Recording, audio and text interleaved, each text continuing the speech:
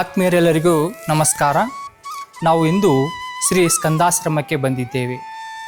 ಈ ಸ್ಕಂದಾಶ್ರಮವು ಸೇಲಂ ಜಿಲ್ಲೆಯ ಸೇಲಂ ಪಟ್ಟಣದಿಂದ 15 ಕಿಲೋಮೀಟರ್ ದೂರದ ಉದಯಪಟ್ಟಿ ಬೆಟ್ಟ ಗುಡ್ಡಗಳ ಮಧ್ಯೆ ಪ್ರಾಕೃತಿಕವಾಗಿ ನೆಲೆ ನಿಂತಿದೆ. ಸುತ್ತಲೂ ಹಸಿರು ವನಗಳಿಂದ ತೆಂಗಿನ ಮರಗಳಿಂದ ಕಂಗೊಳಿಸಿರ್ತಕ್ಕಂಥ ಈ ಆಶ್ರಮವು 1970ರಲ್ಲಿ ಶ್ರೀ ಶಾಂತಾನಂದ ಮಹಾಸ್ವಾಮಿಗಳವರಿಂದ ಸ್ಥಾಪನೆಯಾಯಿತು.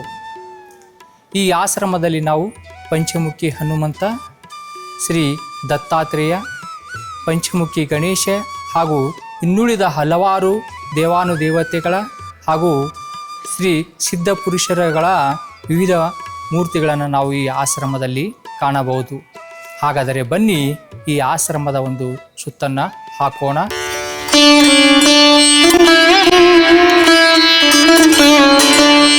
ಸೇಲಂ ಜಿಲ್ಲೆಯ ಉದಯಪಟ್ಟಿ ಬೆಟ್ಟದ ಮೇಲಿರುವ ಸ್ಕಂದಾಶ್ರಮವು ಕೇವಲ ಒಂದು ಮುರುಗನ್ ದೇವಸ್ಥಾನವಾಗಿರದೆ ಅದು ಒಂದು ಅನನ್ಯ ವಾಸ್ತುಶಿಲ್ಪ ಮತ್ತು ಆಧ್ಯಾತ್ಮಿಕ ಕೇಂದ್ರವಾಗಿದೆ.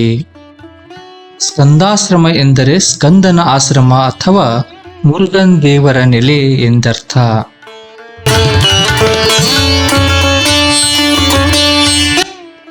ಸುಂದರ ಬೆಟ್ಟದ ತಪ್ಪಲಿನಲ್ಲಿ ನಿರ್ಮಿತವಾಗಿರ್ತಕ್ಕಂಥ ಸ್ಕಂದಾಶ್ರಮವು ತುಲನಾತ್ಮಕವಾಗಿ ಹೊಸ ದೇವಾಲಯವಾಗಿದ್ದು, ಇದನ್ನು ಪೂಜ್ಯ ಶ್ರೀ ಶಾಂತಾನಂದ ಮಹಾಸ್ವಾಮಿಗಳು ಕ್ರಿಸ್ತಶಕ 1970ರಲ್ಲಿ ಸ್ಥಾಪಿಸಿದರು.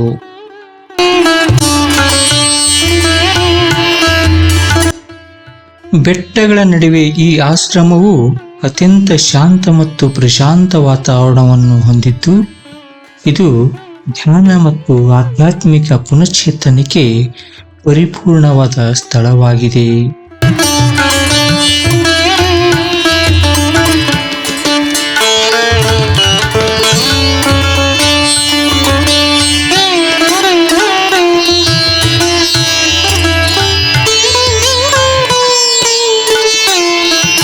ಈ ದೇವಾಲಯವು ಬೃಹತ್ ಗಾತ್ರದ ಮತ್ತು ಕಲಾತ್ಮಕ ವಿಗ್ರಹಗಳಿಗೆ ಪ್ರಸಿದ್ಧಿಯಾಗಿದೆ.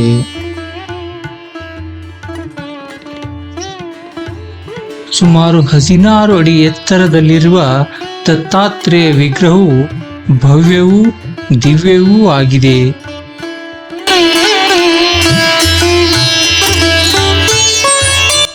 ಶಕ್ತಿ ದೇವತೆಗಳು ಹಾಗೂ ಋಷಿ ಮುನಿಗಳನ್ನು ಸಹ ಇಲ್ಲಿ ಪ್ರತಿಷ್ಠಾಪಿಸಲಾಗಿದೆ.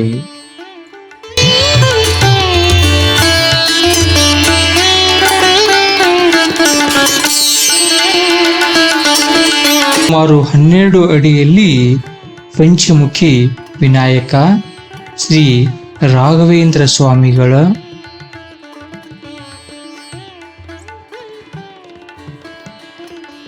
ಸುಮಾರು 16 ಅಡಿ ಎತ್ತರದಲ್ಲಿ ಆಂಜನೇಯನ ವಿಗ್ರಹವನ್ನು ಕೆತ್ತಲಾಗಿದೆ.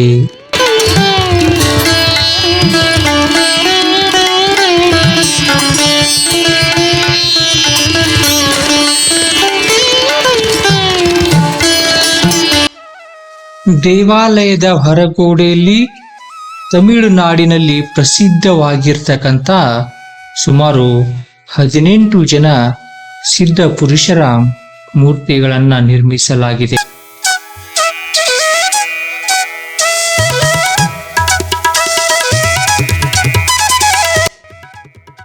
ಅಷ್ಟ ಲಕ್ಷ್ಮಿಯರು,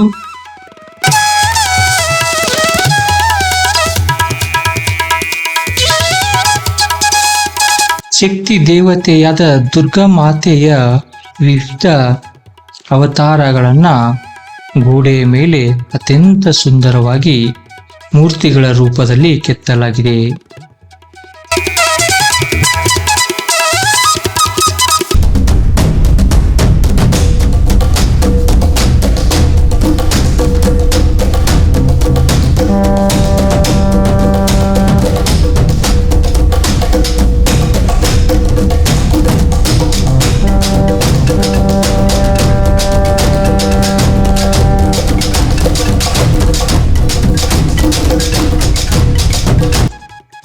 ದೇವಾಲಯದ ಆವರಣದಲ್ಲಿ ಯಾಗ, ಹೋಮ, ಹವನ ಮತ್ತು ಪೂಜೆಗಳು ಆಗಾಗ ನಡೆಯುತ್ತವೆ.